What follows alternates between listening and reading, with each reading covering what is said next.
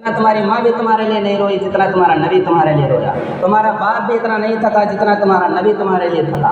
तुम्हारे बाप ने इतने पापड़ नहीं बेले जितना तुम्हारा नबी तुम्हारे लिए पापड़ बेल कर चला गया। जाओ, अगर तुम्हें कभी ज़रूरत पड़े तो जाओ मक्के के काले पहाड़ों से पूछो, अल्लाह के नबी के दुख दर्द को उन्होंने जज्ब कर रखा है। मदीने की गलियों से पूछो, वो कड़कती हुई ज़मीन ने अल्लाह के नबी की सिसकियों को जज्ब कर रखा है। जाओ तो कभी जाकर देखो, वो ताइफ में अल्लाह के नबी पर बरसने वाले पत्थर और बहुत पहाड़ में अल्लाह के नबी के मुबारक दांत टूटने का मंजर जाके देखो, वो तुम्हें बताएंगे कि जिब्रील अमीन आए, अल्लाह के नबी ने कहा, ए अल्लाह मुझे किसके हवाले कर दिया है, ये तो जालिम लोग हैं, इन्होंने तो मुझे मार मार के लहू लहान कर दिया।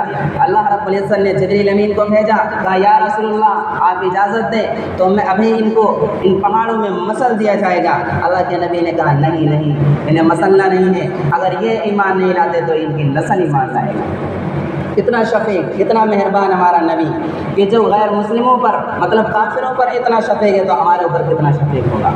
आज अगर जिससे कहा जाए भाई दाढ़ी क्यों नहीं रखते, कहते तो दाढ़ी तो नहीं रखते।